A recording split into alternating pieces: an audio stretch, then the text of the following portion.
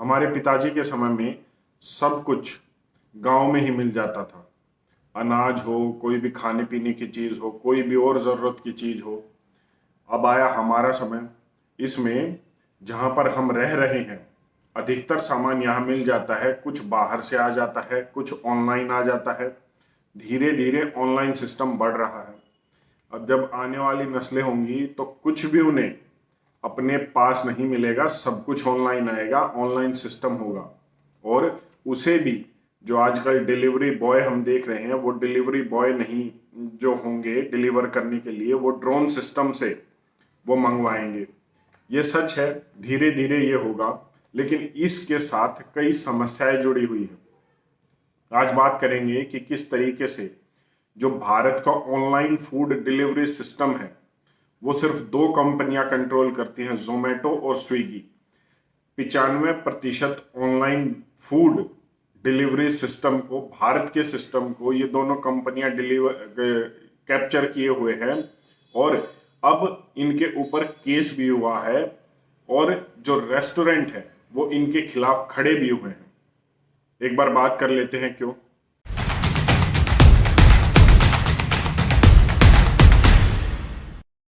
Online food delivery system 2021 की एक report के अनुसार 4.6 बिलियन डॉलर का है। 2026 आते आते ये 20 बिलियन डॉलर का होगा। आप समझ रहे हैं, 20 बिलियन डॉलर मतलब एक हमारी इकोनॉमी का एक काफी बड़ा हिस्सा। और इसमें भी ये सब उस लोकल रेस्टोरेंट को नहीं जाएगा, ये इन बिग जायंट्स को जाएगा, क्योंकि इसमें से इस 20 बिलियन डॉलर में 95% हिस्सा है जोमेटो और स्विगी का। पहले भी बीच में कई बार जोमेटो और स्विगी पर काफी आरोप लगते आए हैं कि ये खाना पूरा नहीं दे रहे हैं, खराब खाना दे रहे हैं, डिलीवरी बॉयज के साथ कुछ दिक्कत आती है, जैसे बीच में खाना खाने की, उसे झूठा करने की, इस तरीके की ये काफी केसेस हुए थे। लेकिन अब जो मेन दिक्कत आई है वो national restaurant association of India ने जुलाई 2021 में जोमेटो और स्विगी के ऊपर केस किया कि ये जो दोनों कंपनियां हैं ये फेयर प्रैक्टिसेस नहीं कर रही हैं, जिसकी वजह से रेस्टोरेंट्स को, होटल्स को काफी दिक्कत आ रही है और उनके बंद होने की कगार भी है। लाखों रेस्टोरेंट और होटल्स पूरे भारत में जोमेटो और स्विगी से जुड़े हुए हैं। और शुरुआत में इन बिग जायंट्स ने इन्हें ये बताया था कि आप इनसे जुड़िए तो ये इनके मार्केट को काफी ऊंचा लेकर जाएंगी, क्योंकि जो लोग खाना घर पर ही खाना खाते हैं ये उनके होटल वालों के खाने को उनके घर तक पहुंचाएगा। बस इतना सा ही काम है, कुछ पैसे आपसे ले लेगा। ठीक है, फिर समय आया कोरोना की महामारी का, लॉकडाउन हुआ, सब चीजें हुई, तो लोगों की प्रेफरेंसेस बदल गई। उन्हें अब होटल के बजाय घर पर ही खाना मंगवाने का जो है पसंद आने लग गया। अब ये चीजें हुई तो इनकी वैल्यू बढ़ी विद टाइम। जोमेटो और स्विगी ने जो अपने चार्जेस हैं वो होटल से लेना शुरू कर दिया और उसे बढ़ाना शुरू किया। NRAI जो national restaurant association of India है, उसने ये बताया कि प्राइस पैरिटी एक बड़ी समस्या है, कि किसी भी एक वेबसाइट पर एक चीज का अलग अलग प्राइस नहीं हो सकता। हालांकि इस समस्या को कैसे सॉल्व किया जाएगा वो मुझे भी नहीं पता, क्योंकि जब एक रेस्टोरेंट है वो अपने खाने का क्या प्राइस रखता है वो कभी भी सेम नहीं हो सकता दूसरे के साथ।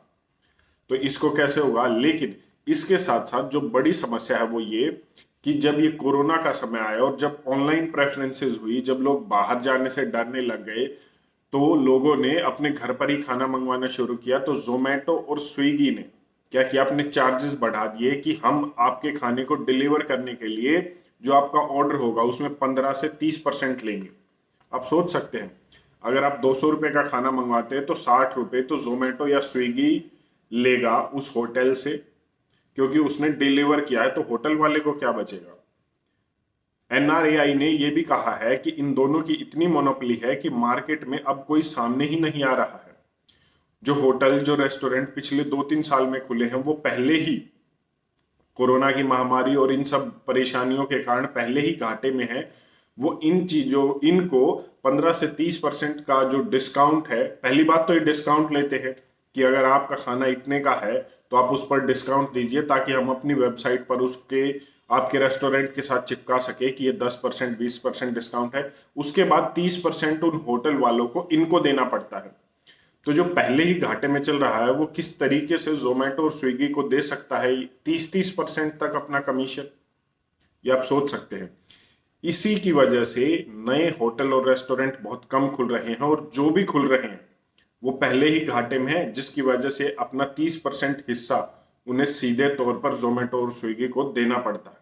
इसके बाद एक बहुत बड़ी समस्या ये आई है कि जो भी कस्टमर का डेटा होता है कि कहाँ पर किस कस्टमर ने आपके होटल के बारे में इंक्वायरी की, किसने क्या खाना मंगवाया, वो कस्टमर डेटा कभी भी होटल वालों के साथ शेयर नहीं करते हैं जोमेटो और स्विगी। मैंने पहले भी कहा है, जैसे आज के समय में तेल है, उसी समय में आने वाले भविष्य में जो आपका डेटा होगा, जो पर्सनल डेटा होगा, आप क्या खाते हैं, क्या पीते हैं, क्या खरीदते हैं, क्या आप रखते हैं, क्या शॉपिंग करते हैं, ये सब पर्सनल डेटा है, और इससे बड़ा कोई भी चीज नहीं होगी आने वाले समय में। तो ये जो पर्सनल डेटा है, ये डेटा है जोमेटो और स्विगी होटल या रेस्टोरेंट मालिक तक उन तक नहीं पहुंचने देते, ये खुद रखते हैं। उन्हें इनकी प्रेफरेंसेस का पता रहता है, और होटल को कोई भी आइडिया नहीं होता कि आपका खाना कहाँ जा रहा है, किस तरीके से जा रहा है। उसके बाद इन्हें ना तो फीडबैक पता लगता है कि आपके खाने का फीडबैक क्या हुआ, उसे क्या पसंद आया, नहीं आया, अगर नहीं आया तो आप क्या चेंजेस कर सकते हैं।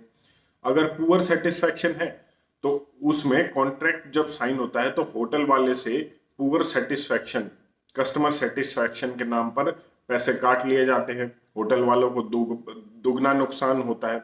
इस तरीके की मोनोपोली जोमेटो और स्विगी की चल रही है, और इसकी वजह से न तो इस फील्ड में कोई और कंपनी आ रही है, इसके साथ साथ इनकी मोनोपोली भी बढ़ रही है। साथ ही साथ वो होटल और रेस्टोरेंट जो पहले से घाटे में है, उन्हें भी इन्हें अपना कमीशन देना पड़ता है, और नए तो खोलने की बात ही छोड़ दीजिए। ये सब ये जो ऑनलाइन सिस्टम है, ये आने वाले समय में एक बहुत बड़ी समस्या होने वाला है। थोड़ी बहुत समय की जरूरत तो कह लीजिए, लेकिन हमें जब हम 1-to-1 कनेक्ट नहीं होंगे, जब हम लोगों से कनेक्ट नहीं होंगे, जब हम अपने आसपास के बिजनेस को स्ट्रॉन्ग नहीं करेंगे, ये समस्या सबके साथ होने वाली है। क्योंकि आप भी किसी ना किसी बिजनेस से जुड़े हुए होंगे, किसी ना किसी नौकरी जॉब से जुड़े हुए होंगे, जो डायरेक्टली या इनडायरेक्टली आपको भी परेशान करेगा, आपके लिए भी परेशानी खड़ी करेगा। जब अमेजोन ऑनलाइन चीजें बेचने लगा तो व्यापारियों को बड़ा अच्छा लगा था कि ठीक है, अच्छा है, और ये भी कहा था कि हमें क्या फर्क पड़ने वाला है, अब सब कुछ ऑनलाइन मिलता है। फोन बेचने वाली दुकानें आज बंद होने की कगार पर हैं, क्योंकि आप ऑनलाइन फोन खरीद लेते हैं, कपड़े ऑनलाइन खरीद लेते हैं, जूते ऑनलाइन खरीद लेते हैं। इसी तरीके से अब ऑनलाइन खाना भी आने लग गया है।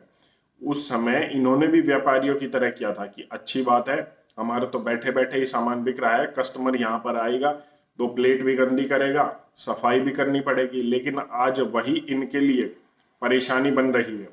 और अब सच तो ये है कि ये इतने बड़े जायंट हो चुके हैं कि हम इनका कुछ नहीं कर सकते।